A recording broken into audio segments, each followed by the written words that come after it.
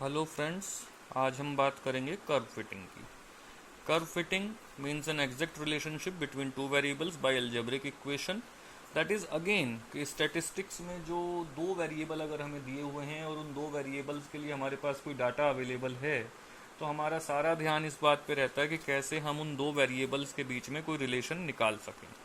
तो curve fitting एक method है जिसमें हम चलते हैं कि x1 y1 x2 y2 xm ym, ये हमें अगर m पेयर्ड वैल्यूज़ हमारे पास हैं, तो अगर हम इन्हें एक polynomial y is equal to a plus b x plus c x square up to plus k x n में फिट करना चाहें, तो वो हम कोशिश करेंगे। तो वो फिट करने के लिए करना क्या होगा कि हम a b c up to k की वैल्यू निकाल सकें।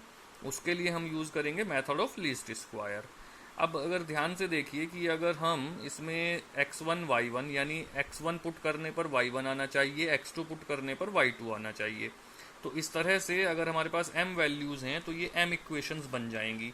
और जब m इक्वेशंस बन जाएंगी और यहाँ पर x की डिग्री कितनी है n, अगर ये m और n इक्वल हुआ तो यानी हम एक यूनिक सॉल्यूशन पे पहुँच जाएंगे।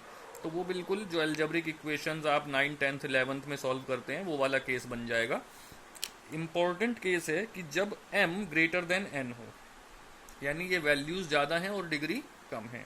तो अब क्या होगा कि अब हमारे पास m इक्वेशंस होंगी और n वैल्यूज हमें निकालनी होंगी, यानी इक्वेशंस ज़्यादा और वैल्यूज कम।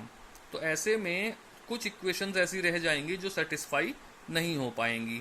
तो इसलिए हमें करना क्या होगा कि हमें एक वो बेस्ट पॉसिबल सॉल्यूशन निकालना होगा जो मैक्सिमम लेवल पर सेटिस्फाई कर रहा हो। तो वो यहाँ पे देखिए हमने क्या कहा कि जब हमने x1 पुट किया तो y1 आना चाहिए, लेकिन वो y1 डैश आ रहा है क्योंकि सारी इक्वेशंस एग्जैक्टली सेटिस्फाई नहीं होंगी। x2 पुट किया तो y2 डैश, इस तरह से xn पुट किया तो ym डैश। अब हमारे पास एक वैल्यू आ गई y1 डैश जो x1 पुट करने पे आई, और एक वैल्यू है y1 जो हमें ओरिजिनली दी हुई थी। तो हम क्या करेंगे कि एक नई क्वांटिटी डिफाइन करेंगे u। u is called residual. Residual is defined as summation yr minus yr dash का स्क्वायर। अब हमने ये yr dash की वैल्यू पुट कर दी और इस पे हम लगाएंगे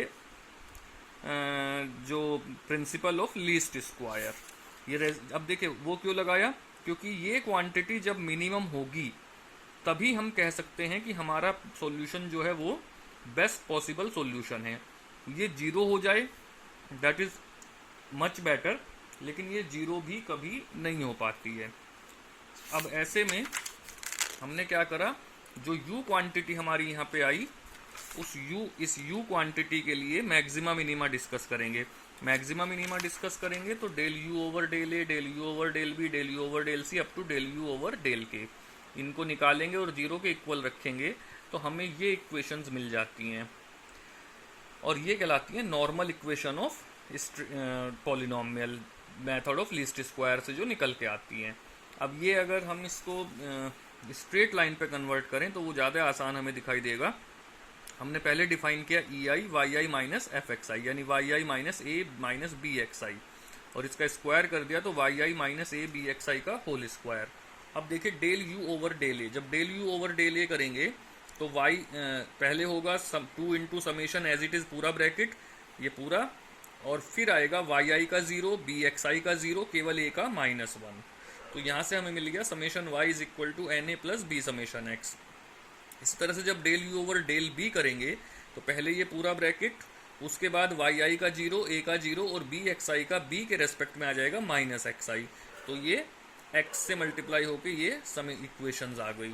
तो this is called normal equations for straight line, which is most important question in curve fitting. अब इस पे ये 2-3 न्यूमेरिकल हम करेंगे जो और ज़्यादा आसान होते हैं। देखिए अब इस मेथड को यहाँ से समझने की कोशिश कीजिए। x is equal to 1 2 3 4 5, y is equal to 14 27 40 55 and 68। अब हमने कहा y is equal to a plus b x में हम फिट कर रहे हैं, तो नॉर्मल इक्वेशंस अभी पिछले निकाली। Summation y is equal to m a plus b summation x, summation x y is equal to a summation x plus b summation x square. अब इन नॉर्मल इक्वेशंस के अकॉर्डिंग x हमें चाहिए summation x, तो हमने x का सम निकाल दिया। समेशन y चाहिए y का निकाल दिया।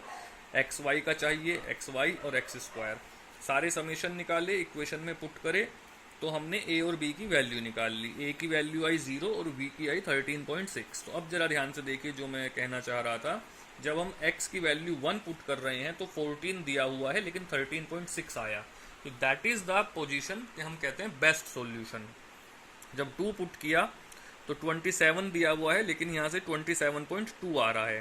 तो अगर 5 वैल्यू हैं, इक्वेशन केवल 2 हैं, अगर हमारे पास 2 ही वैल्यू होती तो वो एग्जैक्ट सॉल्यूशन हमें मिल जाता, लेकिन 5 वैल्यूज को अप्रोक्सीमेट करने के लिए ये बेस्ट पॉसिबल सॉल्यूशन है।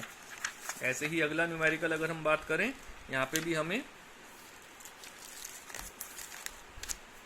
x की वैल्यू 1 से 6, y की कोरस्पॉन्डिंग वैल्यू, नॉर्मल इक्वेशंस हमें दी गई और उसके अकॉर्डिंग हमने टेबल बनाई नॉर्मल इक्वेशंस के अकॉर्डिंग, और फिर ये हमने सॉल्व कर लिया। इसमें एक केस बनता है जिसे हम कहते हैं कि जब हमने अभी किया तो ये किया है पॉलिनोमियल के लिए, यानी डिग्री n के लिए। तो क्या हम a plus b x plus c x square के लिए कर सकते हैं?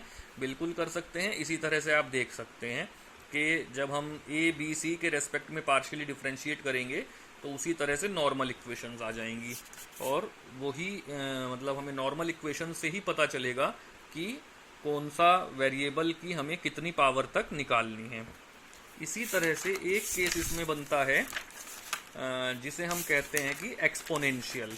एक्सपोनेंशियल से हमारा क्या मतलब है कि अगर हमें कोई curve y is equal to a e to the power b x दिया गया है, तो क्या हम इसके लिए कर्व फिटिंग कर सकते हैं या नहीं? तो एक बहुत आसान तरीका है, log y is equal to log a plus b x log e।